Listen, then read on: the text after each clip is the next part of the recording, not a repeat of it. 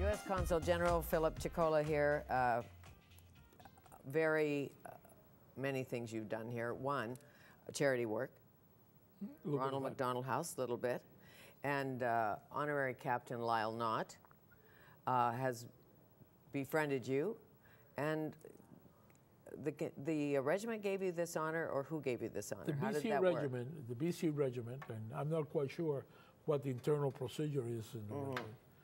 I was very honored when they named me an honorary major in the BC regiment, which has a very long history going back, I think, to the very beginnings of British Columbia.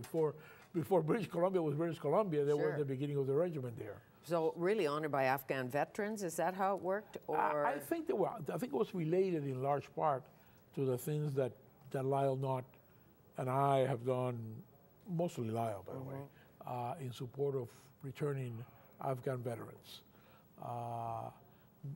You know, we felt, he and I talked about this, that whereas we honor the men falling in battle, men and women falling in battle, we didn't do very much of anything for the 99.99% of the veterans that, thanks God, did not fall in battle.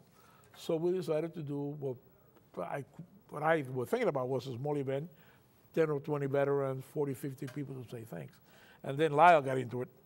And it was like the movie Frankenstein, It's Alive, and we went from 20 or 30 of this and 30 of the others to a couple of hundred veterans and 500, 600 British Columbians all coming together to honor, those veterans that we're representing. Well, another thing we share, soldiers who fight for freedom. Soldiers who fight for freedom that fought together. To me, we've heard various speeches, but the most inspiring one was from a Canadian Army captain that apparently had his unit under fire with several wounded, and really taking a lot of fire. And they were on the radio asking for help.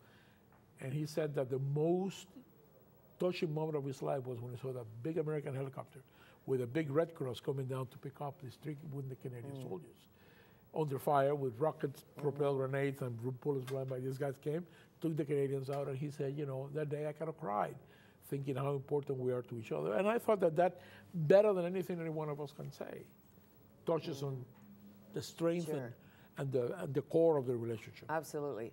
What will you take back to America, back to the United States? For instance, if you could sit down with President Obama, and you may. I doubt that. Well, you never know. You never know. You never know, but yeah. Or the next president, whoever that will be. I doubt that one too, but anyway. Okay. But just say you're at a social gathering and you've had this experience in Canada, and what would you like the U.S. to change or emulate, really? I think the most important part for a lot of people in the U.S., it's really funny the way people view Canada. I strongly suspect that if you went to the streets of Paducah, Kentucky, or Little Rock, Arkansas, or one of those towns, Montana. No. In Montana, the answer may be different. But if you went to a place like Paducah, Kentucky, and you say, name 3 foreign countries, chances are nobody would name Canada. Because really? I don't think Americans think of Canada really as a foreign country. I think they'll say Mexico and Russia and China or other places, but I think that we kind of view Canada sort of as part of us in a sense, not in a bad sense, but in a sense of, we're rubbing elbows and hanging out together all the time. So I think that what we need to do is increasingly think of Canada less as a foreign country and more as a neighbor that is very similar. So we can then deal with questions like labor market reforms. So we can talk about reducing issues at the border in terms of the passenger goods, which speed and trade, which President Harper, the Prime Minister Harper and President Obama are talking about. There's a task force very actively working to reduce all the hassles at the border in terms of and the Nexus line and all of that. Yeah, but we're building more Nexus lines.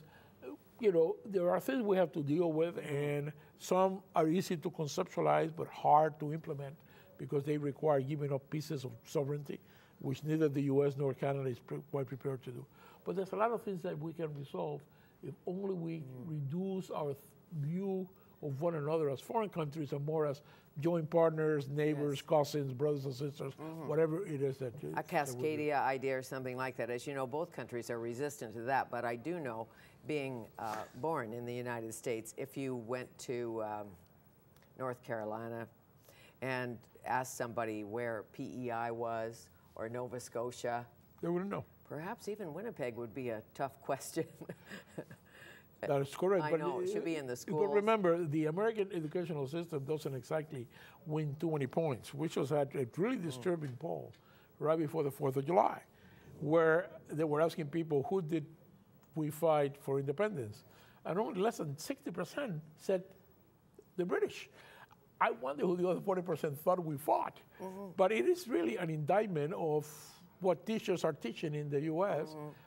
In terms of where we come from, who we are, how do we become what we've become. Well, I know when I came here and I was university educated, I thought there were 9 provinces. I mean, embarrassed after the fact, but I didn't know much about PEI or Newfoundland, and I took a lot of Montana history.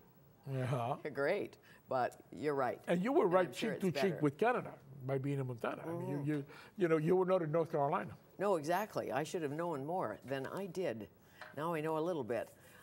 Your children, are they living with you now and they'll go back to Florida, or how does that work? One of them is. My oldest daughter is in college, has been in university since we arrived. She's been here a bunch of times but never really lived here.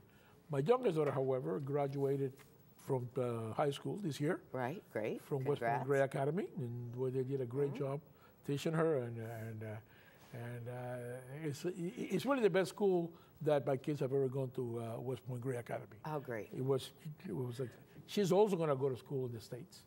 And she starts university in August. So the easy days of living with mom and dad are drawing to a close. One day you'll probably be a grandfather, a professor grandfather. Let's wait. Okay, we're waiting. First, let him get a date. Then let him get married, and then let him have. Then let him make me a good. We'll work on that. Now, incoming Consul General, will you work with her? I will. Is it Ann McCullough? Callahan. Ann Callahan. Yeah. That's right. I've spoken with her on the phone several times. And she comes from where? She is a public affairs by training, and she's a public affairs officer. She is coming from Iraq, where she spent a year, because most of our people are now doing a year either in Iraq, Afghanistan, or Pakistan. It's sort of, we call it AIP. Afghanistan, Iraq, and Pakistan are 3 places where almost all foreign service officers are going for tours of a year or so. So she's coming from Iraq, but she has a long experience in public affairs. She was a public affairs officer in our embassy in Rome. So she has a lot of experience, and she'll do quite well. How great. Of all of your postings, and I know you have to say us first. We'll see. We'll see. We'll see. We'll see. The highlights for you in your diplomatic career. It's an impossible question to answer simply because it really depends on 2 different things. I have had the most fun as a representative of the United States in Vancouver, because I got to do all the things that are great things that I didn't have to do, but I got to do. Whether I was working for Canuck Place, Ronald McDonald, Cystic Fibrosis, whether we were doing Afghan events, whether we were, Olympics. Doing the Olympics, talking about the border, etc. It was a lot of fun. Now, when I was in El Salvador, we helped negotiate a peace agreement that ended a war. When I was in the Balkans, we helped reincorporate an area of Croatia that had been held by Serbs against Croatia's will for a number of years. We helped reincorporate back into Serbia.